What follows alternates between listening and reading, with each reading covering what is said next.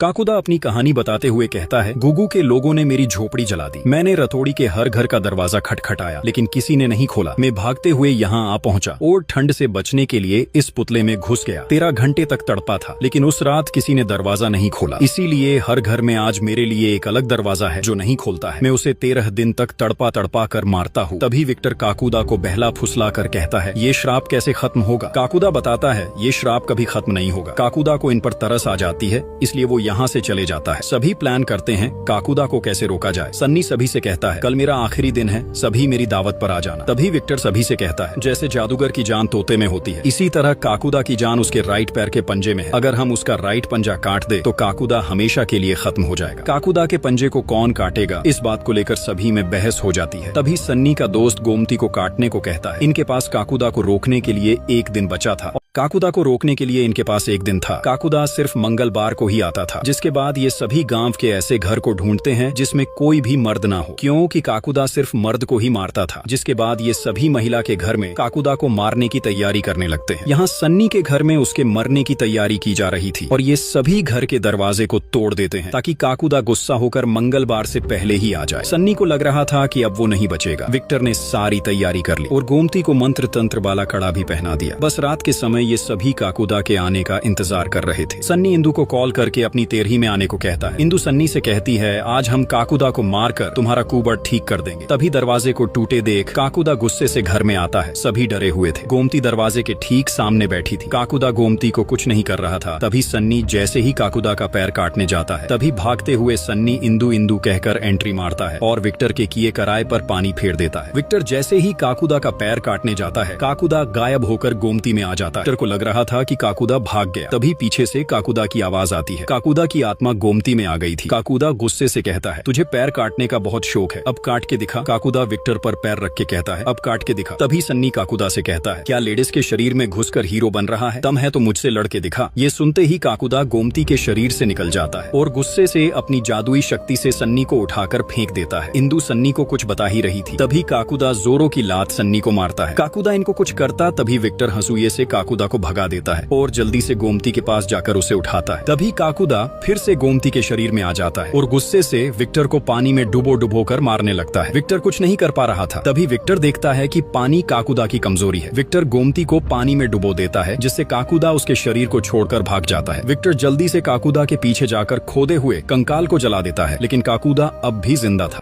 Victor जल्दी से खोदे हुए कंकाल को जला देता है, लेकिन काकुदा मरता नहीं, बल्कि विक्टर पर और भी ज्यादा गुस्सा हो जाता है। विक्टर काकुदा को समझाता है, उस रात गांव वालों ने आपके लिए दरवाजा खोलकर गलत किया, लेकिन उसकी सजा इन बेचारे को क्यों दे रहे हो? तभी काकुदा गुस्से से विक्टर के गर्दन को जकड़ लेता है। विक्टर अपने आप को छोड़ा नहीं पा रहा था। तभी पीछे से गोमती काकुदा को छूती है, जिससे काकुदा शांत हो जाता है। तभी गोमती हंसुए को जल्दी से विक्टर की ओर फेंकती है। विक्टर जल्दी से भागकर सही वक्त पर काकुदा का पैर काट देता है, जिससे काकुदा हमेशा के लिए मारा जाता है। इसी के साथ अगले दिन सन्नी का कुबड़ भी ठीक हो जाता है। इंदु सन्नी को खुशी से गले लगा लेती है। तभी गोमती विक्टर को बताती है, उस पेंटिंग में दोनों कबूतर गंगा और सिब्बू थे। सन्नी खुशी से पापा जी को अपनी पीठ दिखाता है। पापा जी जो इंदु को भला बुरा कहते थे, अब वो सन्नी और इंदु को अपने गले से लगा लेते हैं। पूरा गांव सन्नी के कुबड़ ठीक होने की खुशी मनाता है। इसी के साथ मूवी की यही हैप्पी एंडिंग होती है।